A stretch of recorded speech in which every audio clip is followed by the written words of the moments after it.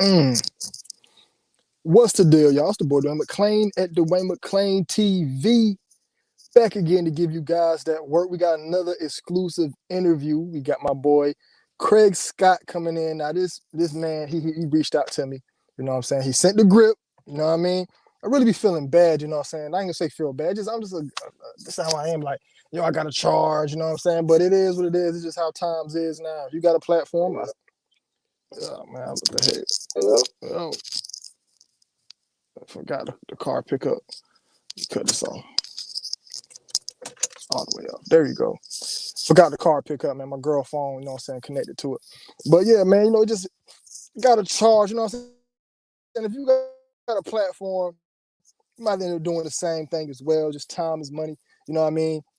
I would love to bring people on, you know what I'm saying, for the free, you know what I mean, looking out like that. But, if you want to come on, do your interview, got to send that grip. And after you send that grip, you know, we can talk later on down the line. Once I see we build a relationship, it's nothing for me to bring you on for the free. You know what I'm saying? The grip is initially to feel the basis of it, see where this is going to be going in. So, so I usually have a one-time fee at a grip, you know what I'm saying, if you want to get an interview with me on the channel, help boost your channel up, it's $100, you know what I'm saying, and we do the interview. The team on your cap got changed, cancel culture a bitch. Yeah, and I think that's stupid. Indians never complained about these images ever in my life. I never seen an Indian or somebody complain about the Redskins. I never seen nobody complain about none of that stuff. But they complain about this, and it makes no sense. You know what I'm saying? It's just the times that we in. We in some real crazy times. And a lot of people, man. I really hate this woke time, man. Everybody want to complain about something, and then I don't know if y'all notice. It seems like every TV show, we gotta have why is Chakra Doctor so weird, Dwayne? That's not strange to you, man. Chakra Doctor ain't real. I like it's 100% for clout, huh? I like Chakra Doctor. Chakra Doctor's not a weird person, man. He's just himself, I'm a big fan of him. I'm a big fan of his energy. He's a good friend of mine. He helped me out, gives me a lot of good information. It comes off weird to y'all because it's different. And he's actually showing y'all stuff that you're not supposed to be even knowing about. If everybody was like a Chakra Doctor, this world would be a different place. You know what I'm saying? And that's what the powers that be don't want. Y'all don't understand, man. And I'm still going to give y'all Illuminati talk on DMTV1. I don't know. I just got to pick a date when I'm really like free to, you know what I'm saying? When I ain't got no interviews lined up, it's just me. You know what I'm saying? But at one point, everybody was on Chakra Doctor time in one point in history. I mean, everybody was shamans. Everybody was meditating. Everybody was doing magic. Everybody was in tune with nature. And people infiltrated and wanted to control. You can't control when everybody's on that type of time. So they have to dumb down society so we can control society. You know what I'm saying? So that's the reason why they did it, man. He ain't down with them boys, man. And Chakra Dot ain't down with them boys. He's actually, like I said, y'all, he's a really good dude, man, for real. Like, he really got real good interest, and he really tried to help change stuff. And business-wise, the man got his own business. He actually taught me a lot, and I ain't just defending the man because he sponsored the channel. He actually helped keep money in my pocket. That Chakra Dot money that came in handy a lot of times throughout since the time I've been working with him. So just me filling out his character and me knowing him as a man, I can't just allow people to come on here to say that stuff because he talks, and y'all don't understand it. Y'all ain't listening to it, and y'all just see it for what it is. You know what I mean? And if you somebody coming from a real heavy religious background, you're going to see that stuff and think it's weird. You know what I mean? But back to what I was saying about cancel culture. Did anybody notice that every TV show got to have a gay person? It's like every TV show got to have a gay person. It doesn't matter what it is, man. And it's crazy. It's like, okay, so we're gonna make this action movie. Let's make everybody, gay, like, you know what I'm saying? And it's just weird. And then I only seen one TV show that dived into it, and they actually went into the basis of how graphic that lifestyle is. Because when we're talking about gay stuff, nobody never thinks about females, and they put that in everything with females. Even with the show Nurse Ratched. I don't know if y'all seen that show with Nurse Ratched. They had her as a lesbian. I'm like, why? You know what I'm saying? It makes no sense now. That's just how the times is. You know what I'm saying? And I know why. It's all about programming. It's all about images. If you never see it, you never would do it. You know what I mean? And what makes me think of the time is, and I hate that this is my only analogy for this, but remember when Kevin Gates came out talking about eating booty, and Janae Aiko had a song called Eating Booty? Um, every guy I knew and every female I knew around that time, everybody was talking about eating ass. You know what I'm saying? That's just what it was. The images. If you go back in 2010, nobody talked about that stuff. Nobody. There was never guys out here doing that stuff. And that's just how the times is, you know what I'm saying? And it's all about putting images in your head so you can do this stuff. That's why they always show a black woman with a white man on TV. You know what I'm saying? If you look at it, there's always a black man and a white woman. No, a black man and a white woman, and a black woman and a white man.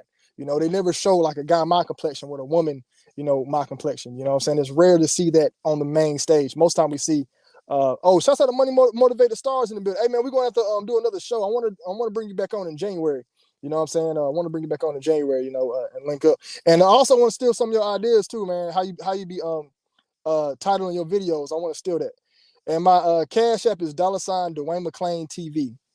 And yeah, we live. And yeah, man, I like how you title your videos, and I like the work ethic too, man. So I'm gonna start doing that. You know, just like it's real catchy. It gets people to watch.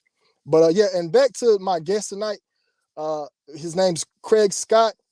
This man has done 30 years in prison. 30 years, my whole life. And he recently just got out, and he's out doing amazing things. He's a big fan of the channel, big supporter of the channel.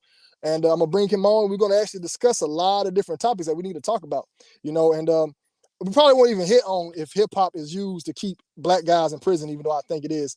But we will have a lot to talk about because this guy's out, he's working, and it can be a lot of motivation for anybody else. And I personally think if you're somebody and you have done time and you got like a bad record, you need to be on YouTube and TikTok, you know what I'm saying? Or go get something where you can be self-employed. Yep, all black females go with white males, and they do it in real life, Dwayne. Yeah, I seen a black lady with a white dude earlier, man. Y'all stop dating them white dudes, and black dudes stop dating them white girls. Get y'all some black people, man. You know what I'm saying? Even if the girl mix or something, man. Let's keep it in the let's be racist again, man. You know what I'm saying? Let's build our race up, because y'all got to understand. And Craig, I'm about to bring you on in a second. I see you in the studio. Let me just say this right here, and y'all got to understand. Black folk, we don't have the numbers to decrease. See, white people, there's 200 million of them, right? They have an entire, think about North Dakota, South Dakota, Montana. Those states are 98% white. So those are millions of white people who got states on lock, right? Maine, Wyoming, those states are all white. There's barely any black people. So they can afford to lose the numbers of white women dating black men. We can't afford that. You know what I'm saying? We got to keep our race, you know what I'm saying, pure. We need to make black people racist again. You know what I'm saying? I don't know if y'all like that ideology, you know what I mean? But it is what it is. You like who you like. And if my daughter brought home a white man, you know, I wouldn't be up. I'm gonna talk my junk. He gonna get jokes, but I wouldn't, you know, disown her. My son brought home a white woman. I wouldn't be upset with him, you know, be like, oh, I disown you, you know what I'm saying? But I will let them know, like, hey man, y'all diluting the race. You know what I'm saying? Y'all, there's not gonna be no me's in a couple years, all right? But yeah, man, we'll talk about this, you know what I'm saying, when I give y'all that Illuminati talk. But let me bring my guest on, man. You know, I see him in there. What's the deal? All right, what's happening, man? All right, what's going on? And y'all, this right here is Mr. Craig Scott. He's Yeah. going to, I don't know how serious he was, but he's going to give me the pleasure of maybe doing a cameo in his movies. I ain't setting in stone, but I love to play in your movies, man. I always want to be an actor, man. If you got a villain role, let me play a villain, man. Yeah, I don't like because playing the good everybody guy. liked the villain. Yeah, I love he playing the carries villain. the movie. All right, yeah. Introduce yourself, man, to the people. My name is Craig Scott. I'm originally from Baltimore, Maryland. After getting out of federal prison after doing, actually it's 26 years, almost 30, but yeah, 26 years in federal prison. I moved here to High Point, living, you know, with my family. And I'm currently working on a film called Can a Nigga Do Shakespeare? Yeah, as a matter of fact, just had the opportunity of performing at a spot in Greensboro called the Artist Block. Mm-hmm. And I did a spoken word excerpt from that film, and it popped off pretty well. Mm-hmm. So you know, Yeah, I'm enjoying so what myself. was that performance about? Like you said, I talked the other night. I'm like, is he doing music or is he? No, it's what they call spoken word. It's like the reciting poetry. The particular Oh, poetry that I was doing is incorporating some writings that I did, as well as with a Shakespearean poem called a sonnet. Yeah. Something I dedicated to the ladies, as a matter of fact. Hey, you think you can drop that for us tonight, or you ain't got it ready? What the? Oh, I mean, I can drop the poem for you. Sure, I can do that. No Hey, problem well, about that. Yeah, I got it on. I got it on top. you want to do it now, or you want to wait? Yeah, we can wait because All right. we can get in the flow I first. actually do poetry, man. You know what I'm saying? Oh, okay. I need to get back into it. I used to do it a lot whenever I get down or something. You know, Right. I'm out of poetry like real, but I can do it like off the fly top of the dome because I rap too. Yeah. But if you're a rapper, you basically ain't nothing but a daggone poet. But I love to do poetry when I'm talking about some real stuff. You know what I'm saying? Right. And I like poetry because you can set it up differently. Like, you know what I'm saying? I think I had one. I was like I kept saying, "Get off your ass." Something, and get off your Okay. ass. Yeah. And Yeah. and Yeah. then that's what it was. And see, you can't do that with a song, but you can do that with a poem. Right. You know what I mean? Exactly. You know what I'm saying? Yeah. You So definitely got a lot more freedom. yeah. So was that something you picked up while you was in? You know what I'm saying? Oh well, Incarcerated? no. Actually, I've been acting since I was 13. I Okay. I don't know if you're familiar with the Baltimore School for the Arts. This is Okay. the spot that Jada Pinkett and Tupac Shakur went to when they were in high school. And I was Okay. basically I was classmates with them.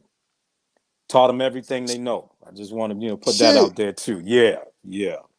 Yeah. You was I around them? was I was I was a year ahead of both of them. We were both in there. Damn. We were all in the theater department. Yeah, so That's I got a chance to work with Jada and Tupac before they blew up. was Tupac. They called him like funny acting in school. No, Tupac was cool as shit. Oh, okay.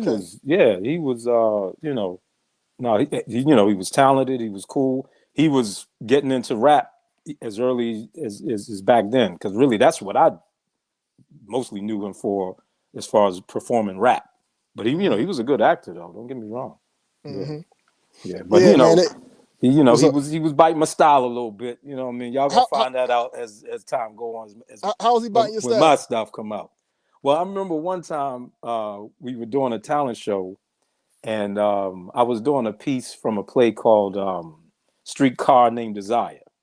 So there's a part in the play or there's a scene where I got to take my shirt off, and I Mm-hmm. put on like a pajama top. So when I took my Mm-hmm. shirt off, the girls in the audience, they went crazy, all of that. I was, I had a little six pack back then. I was a Mm-hmm. teenager. So so he see, how the girls are responding. So when he come to do his scene, which he had never rehearsed like this before, now he come out, he got his shirt off. You know what I Mm-hmm. mean? But his scene is him talking to his mama. You follow what I'm saying? So, but I'm just peeping how he's picking up on little things that that I was doing. Right. He also had a interest in Shakespeare. Now, personally, I didn't really see him perform it a lot, Mm-hmm. but later on I'm beginning to see hear that he had a So liking where the for hell that. Tupac from? What, he in Baltimore, New York, North Carolina? He all on the East Coast. I mean, I believe he was born in New York, but he came to Baltimore because I think he did like some years in middle school, and then he came to the Baltimore School for the Arts for high school. Mm-hmm. Then he Yeah, went to California, before he graduated. I think he went to another man. school before Tupac is that. East Coast. Yeah, that man was in East Coast his whole life. Talking about West Coast. Man, he was a grown man when you got there. Well, Tupac was listen, like, hey man, you gotta adopt a place that that adopts you. You know what I mean? I might have right. to do the same thing with North Kakalaki. You know what I mean? I Yeah, might have to I start can't never. claiming I was born and raised here. You know what I Yeah, mean? I can't disclaim nowhere else besides North Carolina. And a funny story about me acting, man. I always wanted to be an actor as a kid, but black boys growing up, we getting caught into the idea that we got to fit in everywhere else, and Right, I didn't want to get called the names of being in right, drama because all right. the weird kids, they wasn't weird, they just Yeah, was different. You know what I'm saying? I don't like different. calling people Yep, weird no more. So yep. they were just different. I didn't want to be associated with them. Exactly. So I tried to do acting again in college because it was just more, by myself. Right. And I always got the lame boy roles, man. I always got the roles of the good guy, and I always got the role of being the guy who got cheated on. And one You day I listen, actually, man. You got the good guy look. You know what I man, I mean? You hate that just shit. That's why I want to play a villain, man. Every time I'm out and I see a homeless person, they always ask me for money, man. I got a homeboy, man. He got the face of like a killer. Like my yeah, homeboy yeah, yeah. face is always his face is I seen his kid pictures. He's always like like this all the time. He He would be always happy as great. hell. But we go to a gas station together. They ask him for they bypass him, but they see me and ask me for money because I just got that face. But one time we was at I went to audition for an actual movie in the Greensboro area in like 2010. Oh man. Yeah, Okay. and when you acting, you got to be in shape, man. And I ain't never been the most workout type. I always had like the little skinny dude dad by. And it was like this French gay dude there, man, who was like over us. He was like, Dwayne, you look very handsome. You're handsome, but you need muscles. You need to work out, Dwayne. You need muscles. As they had me and the guys line up. They gave us each lines to say. They said we all said our lines. Then they have us. Then we got to a point we all had to take our shirts off. Everybody in that bitch is built. Every nigga in that bitch got 30 packs, 12 packs. And the French dude, as soon as he seen me, he said, Dwayne, you come back. I'm like, man, fuck acting. You know what I'm saying? After that. But yeah, I still want to get in that. And I want to now I got my little channel. I got, once you get a channel and a platform, which I advise, and I hope you got a YouTube channel yet? No, I tried it, but it just wasn't catching. I'm on Instagram. On Instagram? Yeah. Well, whatever social media platform you decide to get, whatever the media platform you decide to get, it's great to have. That's where you can put all your ideas out. I got so many ideas, man. I'm gonna put out, man. It's crazy, man. I can't wait, man. Because you're definitely talented brother. I've been checking you out.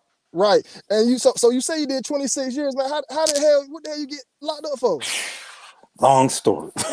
And part of the story actually has a little bit to do with Pac's influence when we were kids, because I ended up getting involved in a lot of pro-black militant activity, like back in the 90s.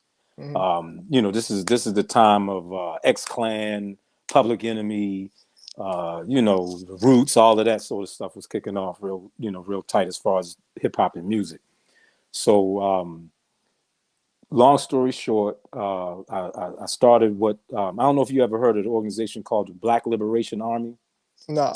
Have you ever heard of Sada Shakur or I heard of Sada Shakur, Matula Shakur? Now these people, they used to be a part of the Black Panther Party, but they basically felt as though the Black Panthers weren't aggressive enough, that they weren't being militant enough. So they kind of split off and they started taking what they call direct action against the system. Law enforcement, government retaliating for, police killing Black people in the community, all kinds of stuff like that. But one of the main things that they did was they robbed white banks in order to get money, in order to finance social programs, cultural programs for the Black community.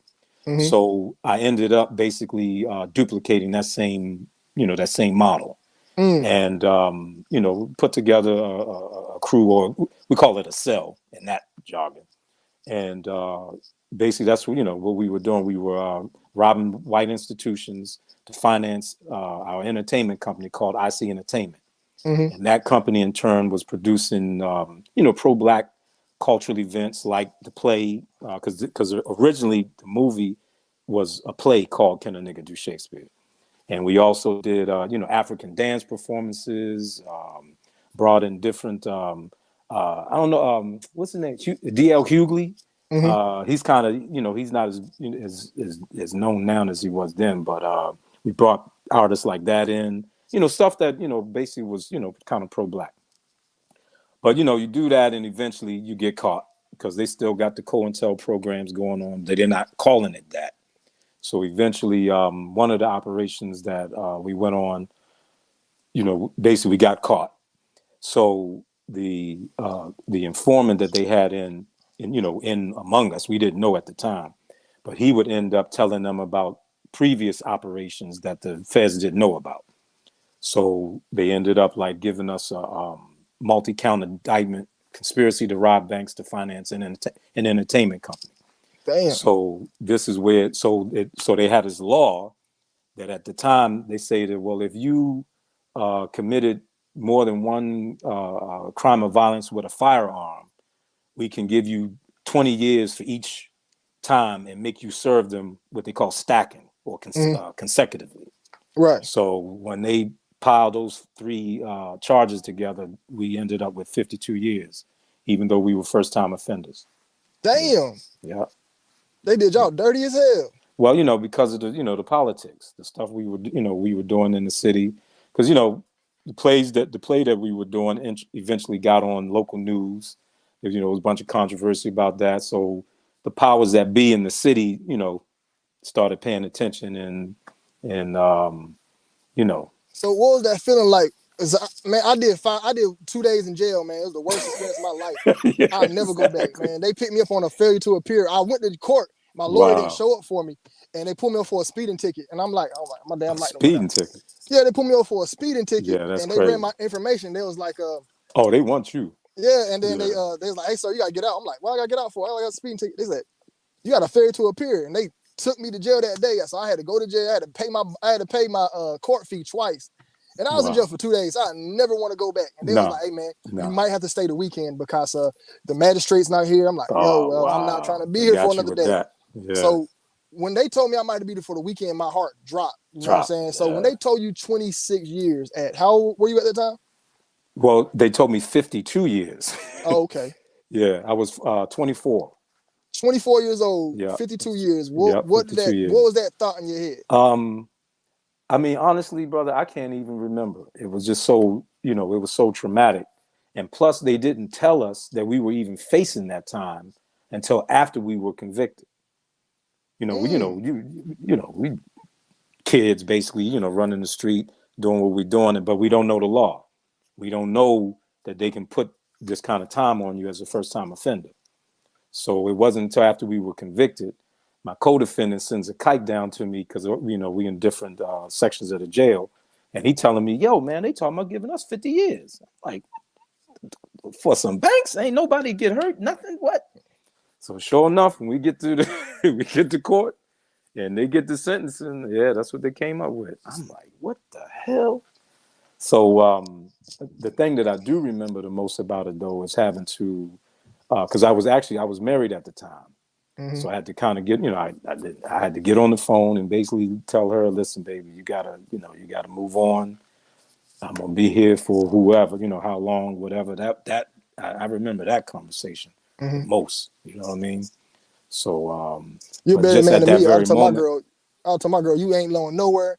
You holding me down all these years. If you leave me, I'm gonna escape and I'm murdering you. You and him. You ain't going nowhere. I'm just playing.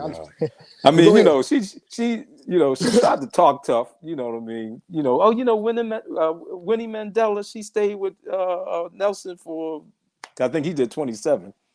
You know what I mean? But baby, you ain't winning. Dying? Huh? You don't remember Nelson Mandela dying? Yeah, I remember him dying. Yeah. I'm talking about back then. What you mean back then? Like in the 80s and 90s, like he died in the 90s. Yeah. He passed while I was incarcerated. What year he passed in? I couldn't tell you the exact year. Yeah. He died in like 2013, right? He say what? Nelson Mandela really died in like 2013, right? Yes, what I said. I know I was locked up. I remember what I'm saying is when I was a kid, I remember Nelson Mandela dying in like 1980s, 1990s. It was like a school project, and I chose for Black History Month. I chose Nelson Mandela, and Nelson Mandela. I remember him was being dead. You don't know nothing about the Mandela effect. Oh, that's why they call that. They named that after. Because at a point in time, everybody believed that he was dead. No, he was in prison. I remember him being dead, man. I remember when I see him getting out of jail, I'm like, what's he getting out of jail? That nigga dead? Yeah. Well, see, also I was more conscious about him because when I got out of high school, I went to Boston University, and I became politically active while I was there. So we were doing a lot of protesting about Boston University being invested in South Africa. So there was what they call the divestiture movement. Right. So we were holding rallies and protesting, all that sort of stuff. And actually, I got to meet like an ambassador from the ANC to the United States because he came to one of the rallies. So yes, I guess because I was more involved at that time. So that was more. All right, so I'm gonna get back to the prison question, but I want to ask you this because the question just came to my mind. It sounds like back in y'all time, what I'm saying? I ain't trying to call you old enough, but back in your generation. I'm old. I ain't no problem. It seemed like Black people was ready to fight. Y'all did a lot of protesting and stuff. What is your thoughts when you look at the black kids today? Because none of that shit's there no more. All we got is Black Lives Matter, and that shit's fake, and they don't do a damn thing for Well, shit. I see, because now Wayne, because now that's what I'm saying. You be saying some stuff on your situation I don't necessarily agree with. Okay, all right. What's up? What's going on? Because I'm gonna tell you, I was happy to see a lot of the activities that were going on with regard to Black Lives Matter, and listen, I even like the white boys that's was tearing up shit. What's it, Antifa, all of that. So because my thing is, I think that you can't get around the fact that if you don't have any kind of militant activity going on with regard to a political situation, you're not going to see any change.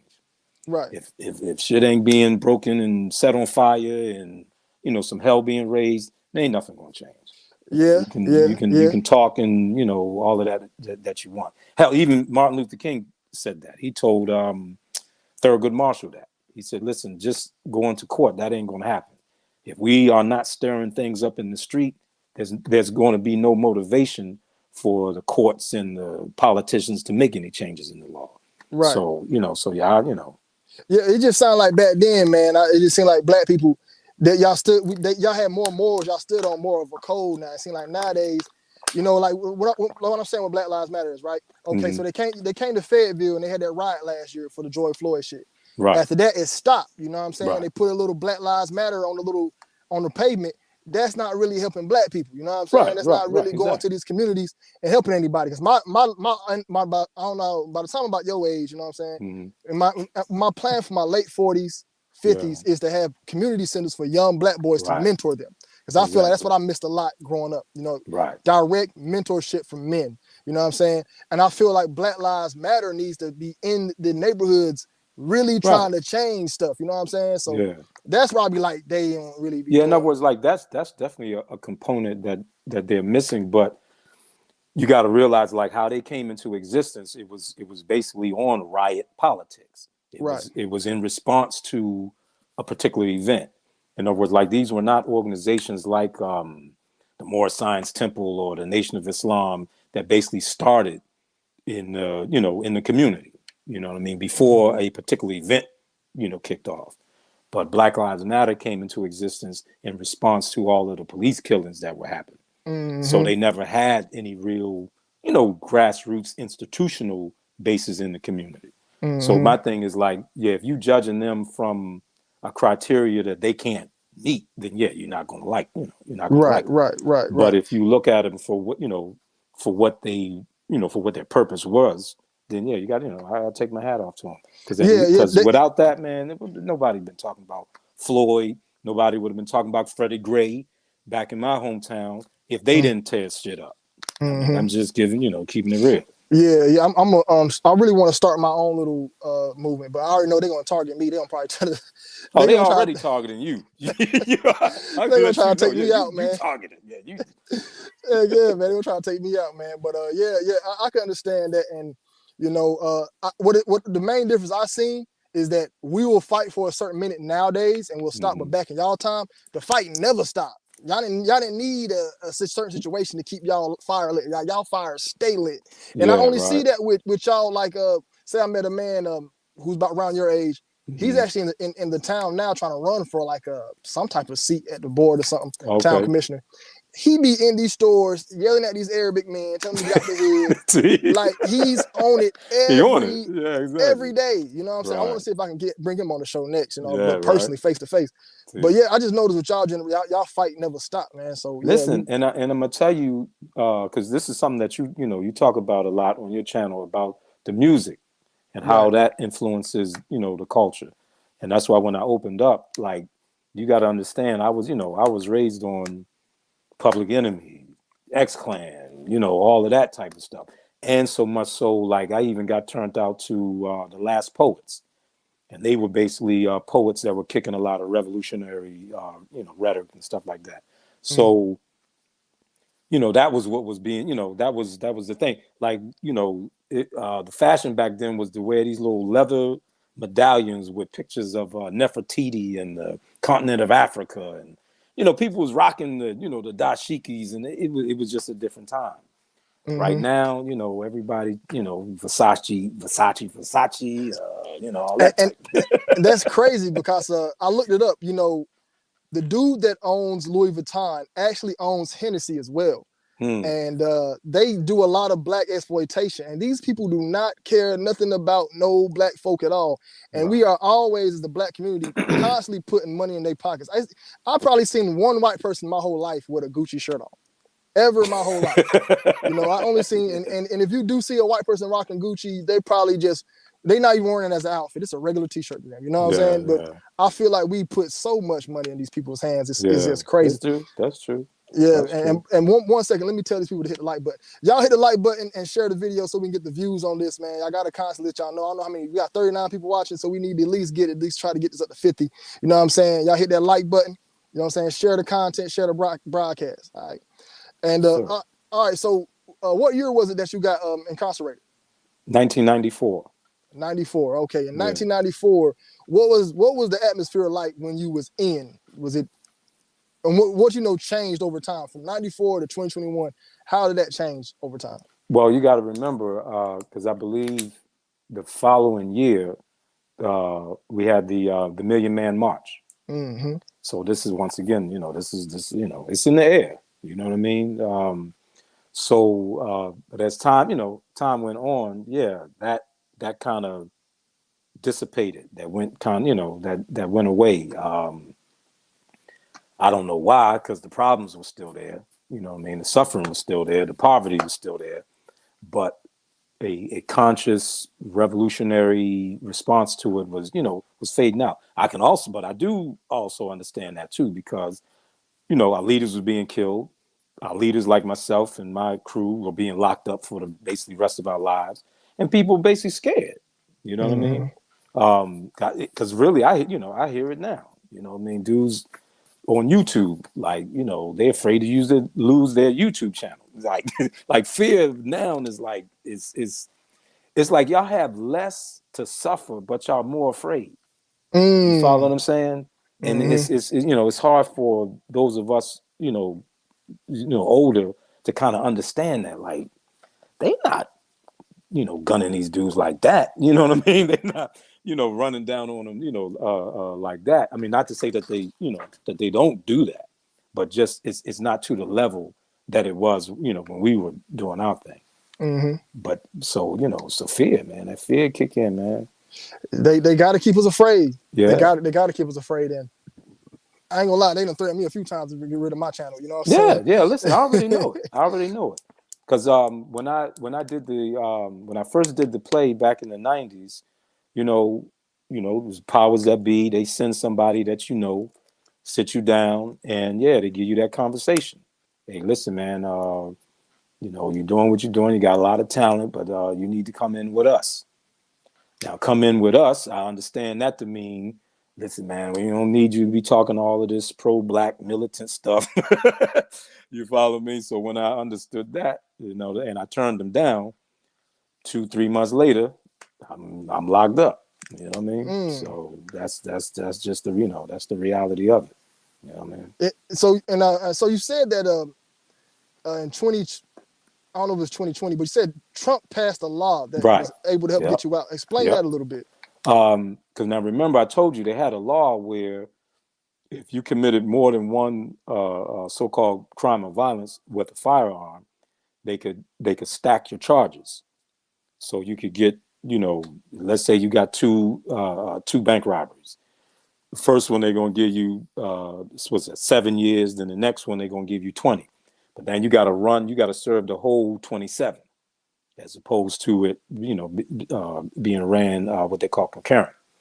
So, they were hitting people in the head 40, 50, 60, 70 years. But these dudes, first time offenders, don't have no prison record, no, no nothing. Nobody's injured in it. They're calling it crimes of violence, but no violence is actually done in any of these offenses, but they're getting time that murderers weren't getting. So the name of that law was 18 USC 924C.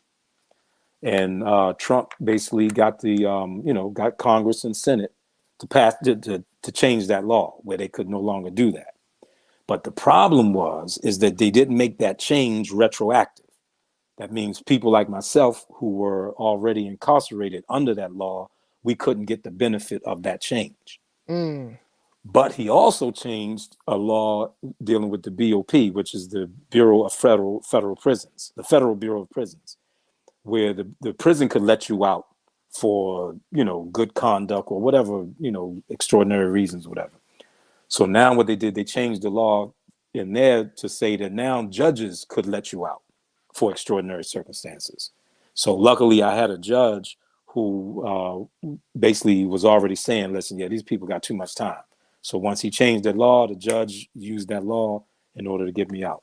Was you already in an appeal process, or he just ran? Man, listen, bro, I was always in the court. I was filing. I can't tell you how many motions I filed and they all were denied.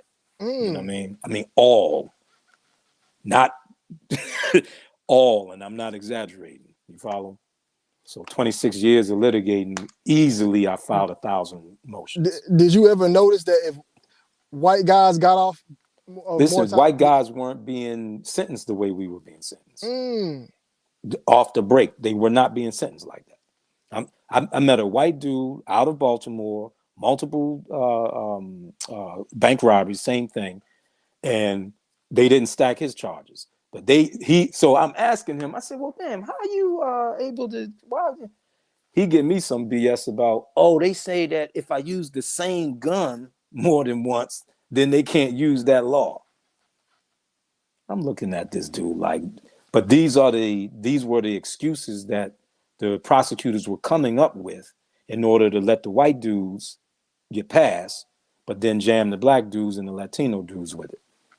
That's the reality of it. That's how it was going down. So honestly, I never met a white guy with the sentence and the charge I had. All of the people that I've met with the same sentence and charges I had were all black. I never met one white guy, and that's one of the things white dudes was doing, robbing banks outside of the child porn, rape stuff. Yeah, why they so big on that child rape stuff? Was there any cultural? Whenever you was in, were there any black guys who were charged with that, or was it just Now don't get me wrong. I'm not saying that no black people, but it's majority white. But the majority of them are white dudes. Yeah. I just read a story. We had a guy in the Navy. I'm about to blog on it too because the story ain't made no news. It happened in November. There's only one article online about it. White guy got charged in Virginia for having over 118 child pornography videos in the Navy. This did not make the news. So I'm gonna blog on it. You know what I'm saying? Because I feel like the world need to know about it. You notice those guys be molesting children and only do 5 years, 10 years maybe. Yeah. You know what I'm saying? And well, now I will say that I think they're starting to change that. Okay. They're starting to, actually give them some time, but it's so hard for them to get it. You know what I mean? Right. Because they come in and go back. Come in and go out. Come in and go out. We still sitting here. All right. So you get out, and when you get out? You said March 2020. May 2020. Yeah. You get out May 2020. How the hell did you find Dwayne McClain TV? Listen, man, I'm into all of that conspiracy theory stuff. That's all I watch YouTube for. I want to find out what the latest conspiracy theory is, what the latest signs are. You know what I mean? All of that. And I'm about to divvy off of rappers for a little bit in the next couple of weeks. We're gonna just talk about straight conspiracies in the next couple of weeks. You know what I'm saying? Yeah, and just different ones, different topics. I'm gonna still have the rappers in it because I know that's what the subs like. Right. But I'm gonna just start going on conspiracies. I'm a conspiracy head outside of rap music alone. You do your thing, man. So that's it. That's how I found you, and I stuck with you because I like how you incorporate the humor with it. Yeah. You killed that Rick Ross joint. Hey, I appreciate that. Killed that. Yeah. I put a lot of time. I put a lot of time. I was really nervous about dropping that. I was like, people going to call it immature, but I was like, it was creative, and it was very creative. I was like, let me just try it. I actually got one I'm recording where he kidnapped me and throw me in the trunk. You gonna stop talking about me, Dwayne? Yeah, I like that. But it's a twist to it. He's actually on my side. He kidnaps me, throws me in the trunk. He's gonna take me to the way out in the woods, right? And he's gonna be just. I'm gonna basically do a breakdown of other shit. That's why I said we're talking about other conspiracies. Like one conspiracy I'm gonna touch on is how they put in human meat in the food we eat. Like fast food is actually incorporating some type of way that there's like human meat. Like we're actually eating humans. You know what I'm saying? So I was Okay, gonna incorporate that's that. Soylent Green joint. Yeah. So what are some conspiracies that you are real big on that are not really, you know what I'm saying, talked about? I mean, most of the conspiracies I'm big on that, everybody's on it, but the main one I'm on, of course, is the conspiracy against us. Oh, okay. That's my main The one. reason Yeah, why they got a target on all black men. yeah, exactly. Because I think that at the end of the day, they know, the time is up. The world is kind of dissatisfied with the whole thing about, you got to be a white guy in order to be in charge, and people kind of tired of that. So they need, they want to see somebody else come up. Mm-hmm. So, the powers that be see that. So they got to target the next leaders, and it's us. Ain't no getting around it. Yeah. We coming up. Yeah, It's hard to tell, but no, we coming. We definitely coming up. yeah, I was talking to a lady earlier, and she was talking about her nephew, and she said, "Yeah, he's a black male. You know, it's hard." I'm like, nobody should have to say that. You know, saying somebody's a black male as like he's out there, and and plus he's a black man. Like, damn, you right. being Like a this is black a man already, cold-blooded negative. Yeah, yeah, it's already just a target like on your back and stuff like that. oh Like, yeah. yeah. So Yeah. what was some of the craziest stuff you've seen in your 26-year period? As far as A murder, a fight, murders. a CO getting shot. Oh, you talking about as far as in the prison Yeah, joint? cause I had I'm gonna my tell you, mom. man. Listen, Yeah, go ahead. being in the middle of a riot on the yard, that ain't no. But listen, that ain't no fun. Hell Because no. one of the first ones that I actually was in, I didn't know it was going down, didn't have any idea what's happening, but you kind of can see it developing because you seeing people passing shanks, you seeing dudes grouping up, whispering, but if you ain't in it, you don't know. But bro, when it pop off, because you don't know where it's coming from, you know what I'm saying? So matter of fact, when I was there with me and one of my co-defendants, so we just found a wall and put our backs up behind that joint, and They went to war. yeah, man, you know what I mean? Because we were just getting into the system, so it's beasts already going on that we don't know nothing about, and you know what I'm saying. So they decided they were going to settle it. Mm-hmm. So at the end of it, like two dudes were stabbed up. One of them ended up being paralyzed. It's crazy. You know what I mean? To have to go through that. Then the biggest one, but I end up missing this one, was the one we had that they call the crack riots. Crack riots? Yeah, the crack riots. Well, what happened was this is when Bill Clinton became the president, and they thought he was going to do something for black people for making him the president. Mm-hmm. That he was going to change the draconian sentences that they were given to crack cases back then. And when they found out, the hard way that wasn't going to happen, yeah, man, brothers was tearing stuff up. They was there, you know what I mean? They was kicking it off. But just so happened, I had to go back to court for a second trial. And when I went back to court for the second trial, that's when it blew up. And the spot that I was at, Allenwood Medium, was like one of the spots that like kicked off the most. You know what I mean? So that was crazy. COs got the scalding water thrown on them. What? Was running them across the yard. All the other, they showed their ass. They definitely did their thing. Yeah. My mom had she had a boyfriend she was dating. He was telling about his time in prison. He said, man, he seen a dude get stabbed in the lunch line right in front of him, guts hanging out. I like, damn, it's like that in jail. He's like, yeah, you said your ass won't make it. I'm like, hell no, I ain't built for jail. I'm gonna tell you, brother, the worst sound you ever want to hear is a knife going inside a person's body. It's the weirdest. It's not loud, but it's the weirdest, macabre type of thing you ever want to hear. And I had to witness it. We walking, crowded stairs, and they literally grabbed the dude. There was one guy in front of me, and then there was a dude in front of him. They grabbed that guy, pulled him back and started banging him, and you could just hear it. I'm like, yo, what the hell? Whoa. Yeah, and it was the strangest, What you do to stay out of trouble, man? Like you didn't join no gang, you just stay out of trouble?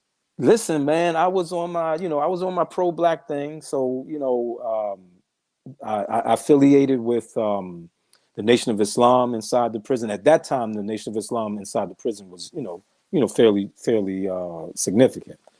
But even after that, man, I was always the pro-black positive brother. You know what I mean? Okay. And so dudes, they respected that. They didn't respect that out of no kind of fear. Nothing, no. It was just a respecting the fact that I was in my own lane. I wasn't perpetrating like I was something that I wasn't. You know what I mean? But I was going to get down for what I was going to get down for. But you know what I mean? So that that helped. I mean, I had my run-ins. You know what I mean? I got a couple of scars here and there, but Okay. that was mostly at the beginning, because when you first you first getting in, you know what I mean. Somebody just asked you this right here. What? Oh, are you still? Listen, the Nation of Islam is so significant on your being, because people to this day can tell that I was in the Nation of Islam by how I look. And that's probably and why they asked that question. Like, are you still in the Nation of Islam? and how you talk, it come off like I can hear it. Yeah. So now, one thing for certain, two things for sure. I still, I'm still benefiting from what I learned from that organization.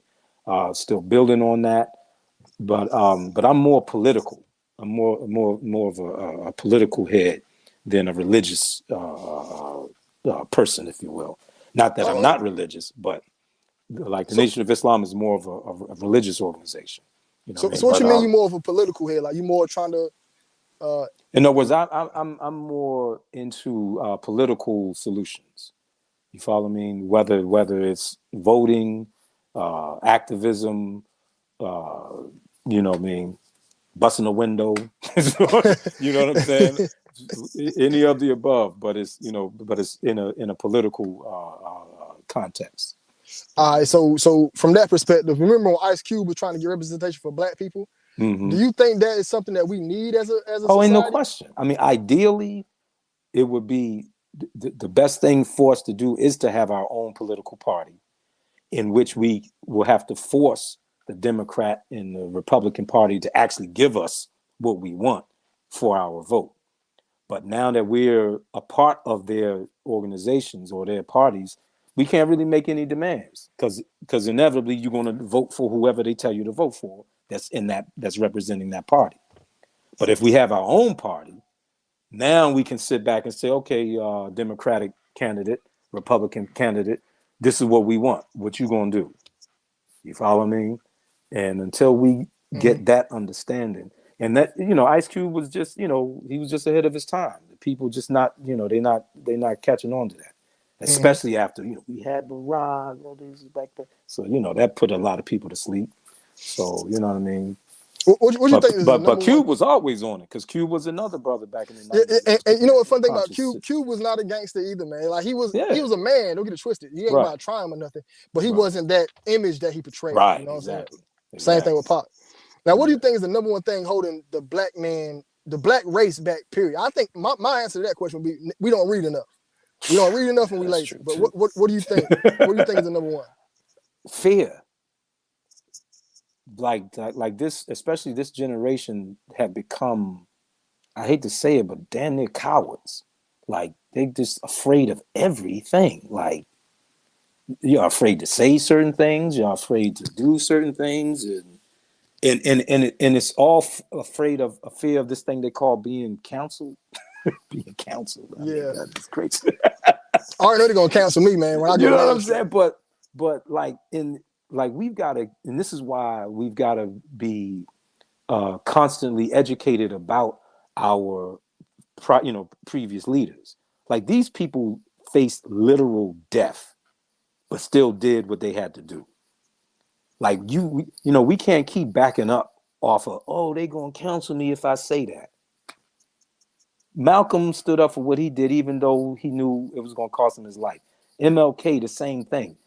JFK, for God's sake, the same thing. Like everybody who's out there doing what they're, standing up, they know the price that it has to be paid, but they're willing to do it. Now, okay, listen, they're gonna take your channel. Okay, they're gonna say some bad things about you. Okay. When I'm 35 going on my political run, I'm not gonna be worried about nobody killing me. They need to be worried about me killing them, because I'm gonna have me a shooter squad with me. I'm for real, man. I'm gonna have me some protection, man. Listen, I'm gonna have me some protection, man. I'm not about to be, if I'm touring around giving these speeches, bringing a bunch of black people in, I'm gonna be out that bad boy like the Pope. I'm gonna have everything. But I'm trying to get my finances, my resources up so I can afford these guys. Yeah, ain't no question. You got to. You gotta have, you gotta have your army, man. That's just real. Because they coming. Yeah, and you're right about that fear thing. A lot of people are afraid. I noticed since I started my channel, I helped ignite a lot more people to speak out, because of a lot of people that wrote me and said, hey, man, I would have never made a YouTube channel and start speaking out on anything until I see you do it. And I'm like, hey, man, and I'm on here. This is my government name. I'm not on here with no fake name. I'll show my face and everything, because they be like, they can track you, but people understand they can track your IP address. So whatever device you're on, they'll see the IP address, see where it's located, and they found you. So even if you're not showing your face, they know where to find you. I'm about to show my face. You know what I'm saying? How do you feel about black people leaving America? Because I know we run out of time. The Marcus Garvey area. Oh, yeah. Matter of fact, I had an opportunity to go to Ghana. Basically, in that same vein, Pan-Africanism, things of this sort. And I'm listen, I'm all for it. If Stevie Wonder, is doing it, then that should tell you something. You follow me? But what happens is a lot of Black Americans have got to get away from these stereotypical concepts they have about Africa in order for them to even open their minds to, going to another country and starting and building there. You know what I mean? And the only way to really break those stereotypes up, you've got to go. Go to Ghana, go to Togo, go to Benin, go to Nigeria, go. And you'll see that just like here in America, they got messed up parts of the city, and they got spots that's off the chain. As far as luxury mansions and, all of that. You follow me? So you got to go. You got to see it. Yeah. Did you get some food while you was down there in Ghana? Of course, you know that. Yeah. They wouldn't give me. They got a thing called fufu. Yeah, I think it was called fufu. And the people that were hosting us at the time, he said, "Well, no, I don't want you to try that because it's like I think it's like I want to call they call it cassava. It's almost like a pasty potato type of thing, and they roll it up in a ball, but you got to swallow it whole." So he was like, "No, I don't think you're ready for that."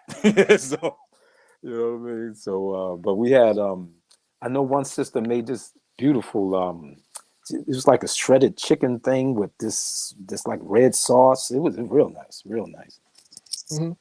Yeah. So the food was great. The women were great. Beautiful. You must not be a married man right now. Oh yeah, right now. Yes. Okay. Oh man, hey man, I'm happy for that, man. I'm happy for that. Hey, so did you get you got married within while you was incarcerated, or you got married? No, I was married before I was incarcerated. Yeah. Oh, you was married? So y'all been together since then? No. Listen, baby, nothing divorces you more than 52 years in federal prison. Oh man. Yeah. So I think I was married for about 3 years before I was incarcerated. I had 2 children, a son and a daughter. As a matter of fact, my daughter just got married. In fact, you can check all that out on my Instagram. CANDS. Check me out. Instagram. Can a nigga do Shakespeare? But I posted some pictures from her wedding along with the stuff that we're doing behind the scenes with the film. I made a very very big sacrifice with regard to the type of activism that I was involved in. Because it was all militant. Man. And you was doing it for our people, man. That's no question. How would you try to do something today in a different way, though? You know what I'm saying? For our people? Well, what I'm doing now is basically trying to produce the same sort of conscious, positive, material, artistic material. I'm mostly focused on the film medium right now, but I'm trying to do it without robbing banks. That's, I'm just trying to, that's all I'm doing. I actually do got a saying, man. I'm like, you can't get no results unless you get without violence. I always say, Oh, I like, mean, that's that's history. That's unavoidable. yeah, like, so say there's a dude that owe you $20, right? You ask for your $20, he don't give it back to you. You are resorted to only one thing, is the violence. Now I won't think $20 is worth violence, but I get your point. I've seen a lady almost lose her life over a pack of cigarettes, man. Yeah, Not gonna lie to you. that's what I mean. In other words, like you can't solve every damn thing with violence. You follow, because that was the thing that I had to adjust myself to in prison as well, is like the senseless violence. Like, okay, y'all just fighting and stabbing each other just like for GP. Like I didn't understand that, but I understood being violent for political purposes. I understood being violent for business purposes, on a significant level. But just because you mad, son, what I mean? Come on, bro. Like, right. No, I can't, and I never will, have my mind, to that. He said something disrespectful, so now I gotta kill him. No, bro. Listen, man.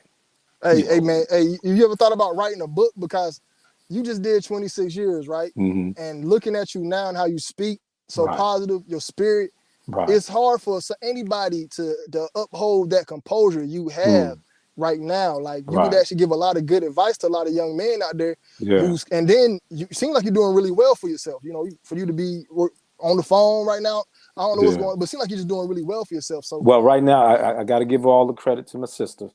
Okay. She's doing very well, and she's sharing the charity. You know what I mean? Because listen, I'm in 26 years in prison, coming out.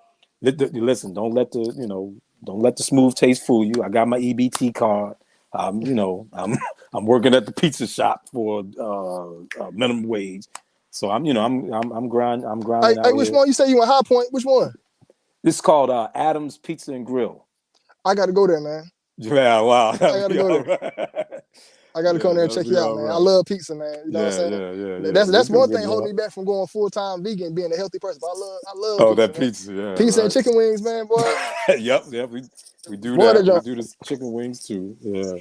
But yeah, so, but to get through that mentally, man, it's a lot. I just gotta. Well, I'm gonna tell you what helped me get through it was the fact that the cause for which I went in for, like that, what I mean? Like if you listen, if I was out robbing banks and all that just to buy some jewelry and some cars and all that, and I got 52 years, yeah, I probably would have been crazy. You follow me? But that, that just wasn't, that's not what I was spending the money on. So, when they jammed us up, like I understood, this was a possible consequence for standing up for my people. And so that helped, to give you some peace of mind, throughout that. You follow me? Yeah. Now, I was talking on the topic before you came on. You just said your daughter got married. How do you feel about the influctuation and representation of interracial dating within our community? Because we don't only see a black man on TV with a white woman. We only see a black man on TV with a white man 95% of the time. Right. How do you feel about that, and what are your thoughts on it? Well, I'm gonna tell you, because the dude she's marrying is real light skinned, so he's damn near white himself. So, but at one time in my life, I was like, where you are, like, man, this is a tragedy. This all that sort of stuff. Now that I'm older and I'm understanding, like, people are like people, you've got to kind of judge them by the character of the content of their character. That's, it sounds kind of corny, but no, it's real. Now, if my daughter brings home a white dude who's basically a cold-blooded, super white conservative, type of white guy, yeah, I'm gonna have a problem with it, because I really have a problem with his politics, with his mindset. But if she bring home a white dude that's kind of, conscious, down, like a Paul Wall or somebody, I wouldn't say, I don't know what Paul Wall is, but you know what I mean. But like a John Brown or one of them white Antifa boys, yeah. I'll be down with that. Yeah. Yeah, if my daughter tear brought home something a Paul Wall, I'd be cool. Like I said, if she brought home a white man, I understand. I'd be cool with it. And I'm Yeah. not so far as against it as I once was. I'm more cool with it. I understand you're gonna love what you like, you're gonna like what you like. You know what I'm saying? Times is different. Do I feel like we need to preserve our race? Because I do see how they're killing our race at a high level. We the number one in heart disease, number one in abortions, number one in shootings. We the number one in every death period. So they're trying to kill us category. Yeah, and then if you add in diluting the race with the interracial dating, they really trying to wipe out me and your complexion. Oh, so so it's going to be a point in time. And then if you look at Africa, Africa in all places where they're predominantly dark have the lowest life expectancies. And where they're predominantly in the very top of Africa, you can look this up, just type in Africa life, just type in world life expectancy, it'll show you a map. Africa is the reddest one. Wow. And the places in Africa that are like that has the lighter people like Morocco, they look like they're Arabic. They have higher life expectancy. You know what I'm saying? So white they're trying Arabs, to kill us off. basically what I call them. Yeah, so from that perspective, I can understand that. Like, yo, they diluting our race, but I ain't gonna lie to you. Now I'm gonna tell you what I do have a problem with, and I see it a lot in hip hop. I do have a problem with the brothers who are like, it's got to be a white chick, it's got to be a high yellow chick. I hate that. I don't like that either. To me, because and I'm really upset about it because like that was something we were addressing back in the 90s, right? And to see that it's still prevalent, like, because I came across the saying, what's it? Light-skinned chick with the baby hair. I'm like, what the hell is that? So, but then I'm starting to look at the movies and the videos, and I'm peeping. I'm like, oh my God, that's exactly what they casted for this shit. So because to me, the mindset is what's killing us, more than anything. You know what I mean? Facts. Yeah, Facts. yeah. So if we don't get past that, man, goodness gracious. Man, people actually think they're in a rap movie. The last time I went to the mall, all I seen was these young black boys just lost. I remember being lost too, but what I mean by lost, no sense of direction of being a man, of making a legacy. You know what I'm saying? I just see guys wanting to be in the scene, wanting to be that celebrity, you know what I'm saying? And I see it really heavy on our community. I'm like, damn, you know what I mean? I remember being there. But you got to understand, this is the consequence of generation to generation of killing your leaders.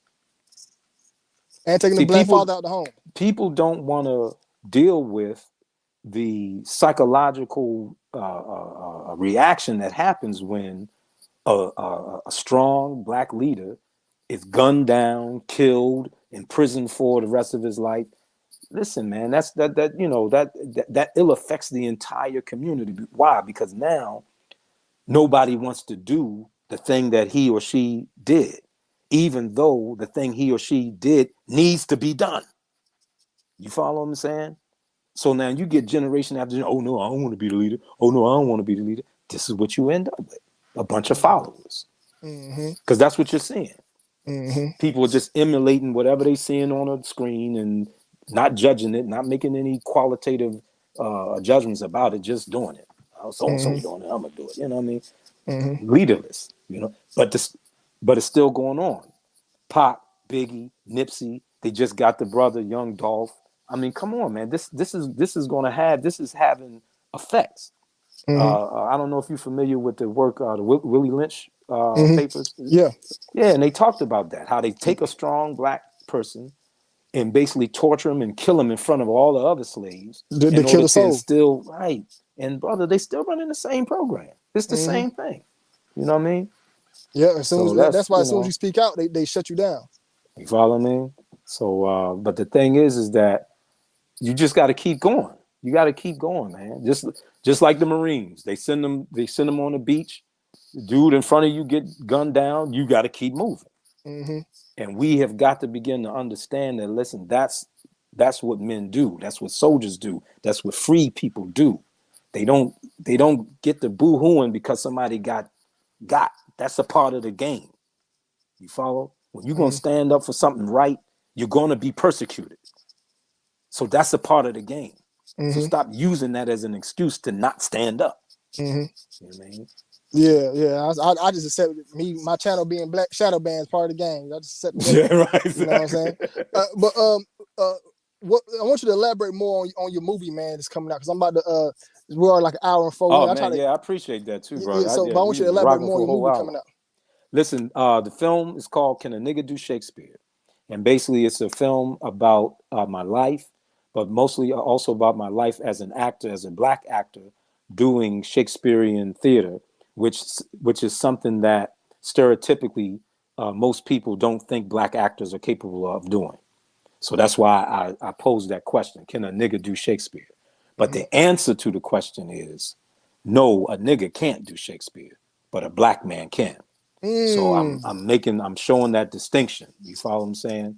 So throughout the film, I do a few Shakespearean speeches, and I show how our experiences in the ghetto, our experiences in the inner city, can give us insight to these Shakespearean plays, because that's all the Shakespearean plays is about: Ghetto. wars, revenge, all of this stuff that we are living almost damn near every day. So anybody that grew up in that and becomes an actor, they can bring that to the literature, like the average person wouldn't be able to do. Mm-hmm. So we're in the editing stage of the film right now.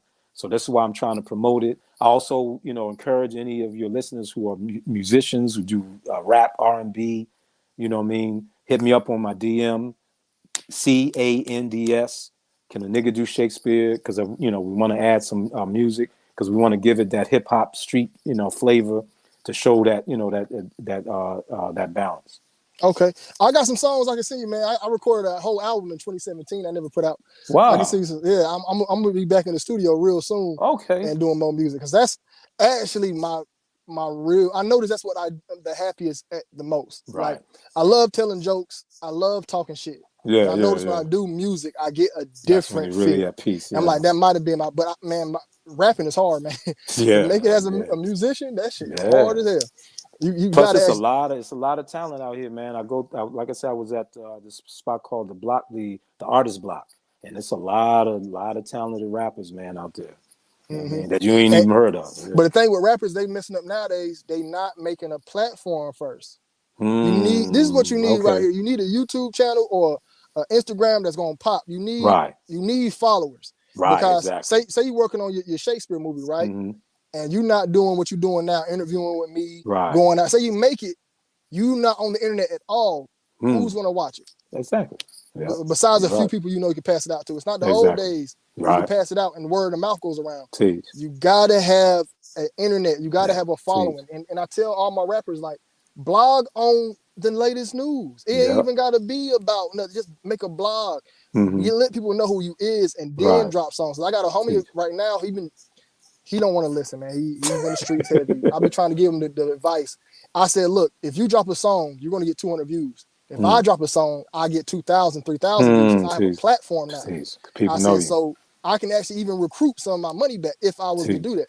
I Yep. said, so that's why a lot of these rappers nowadays, a lot of them don't want to put that work in. The YouTube channel is a lot of hard work. And Right. I suggest, man, how you articulate yourself, man. I'll even help you with getting your channel out there, is Yeah. get I on and appreciate just that. get on and speak. Because I see a lot of brothers in your lane who got Right. your vernacular, who can speak, Hmm. they got big channels. Big Oh channels. yeah. The age don't mean nothing now. So Okay. if you got on that stuff and every day, Right. 30 minutes, Because 20 that's minutes. really what I needed, was some coaching. Because I don't know. I'm just getting out. So I don't know the do's and the don'ts. You follow me?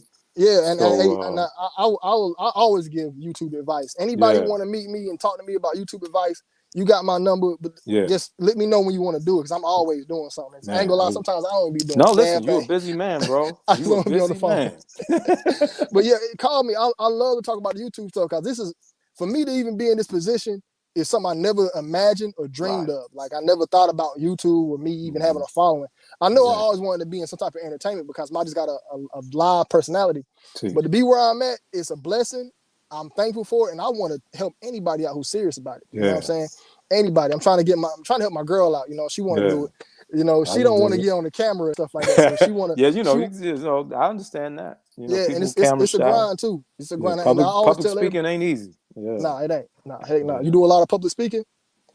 Well, in my past, yeah, as an actor, yeah. Okay. Okay. You know what I mean? So it's easier for me, but most people, yeah, that's a big fear. Okay. Yeah. Well, Craig, hey man, it was good to have you on, Man, man. You know, listen, bro, I gotta thank you have you on so much, again. man. I appreciate that. I really Hey, appreciate let's that. shoot for the end of January. This coming January. What, to do something again? Yeah, do something again. Man, brother, I really appreciate that, Let's because shoot for by that. that time, I definitely should have a trailer for the, Okay. for the film. Yeah. Okay. Yeah. So, because I know I got another 2 interviews next week. I'm trying to do at least 2 a week from here Okay. on out with other Right. channels. But and I also got a few guests who I just meet personally. Like I Right. got a white guy coming from White Dude Wednesday next week. Yeah. Okay. He What already do came on. Wednesday? He already came on before, but Right. he wanted to come on again. So let's shoot for the end of January, man. I love to have you on, man. We can just go off on topics, man. You know Yeah, what I'm saying? definitely. Hey, you know I got to give you this before I leave. All right, man. You down them boys? You down them boys, man. I'm down with them boys. Yeah, you do Tupac and shit, man. I already knew you was down with him, man. Oh, man. Yeah. Hey, but Mr. Scott, it was good to have you on, man. I'm gonna send you a text in a little bit, all right? Okay, man. Listen, thank you. I really appreciate this. All right. Hey, man. Hey, DNTV family, man. We're gonna be getting this man a channel up one day. Y'all follow him on Instagram. What you say Instagram was? CANDS. Can a a nigga do nigga Shakespeare? do CANDS? Yep. I like that, man. Yeah, And a nigga can't, man, but a black man can. Man can, yeah. But my All right, name man. is Craig Scott. Craig Scott. That's my name. All right, Craig. You hold it. I'm gonna come up to the High Point and check you out too. Man, bro, I would love that. That would be all right. You take care now. All right. Peace.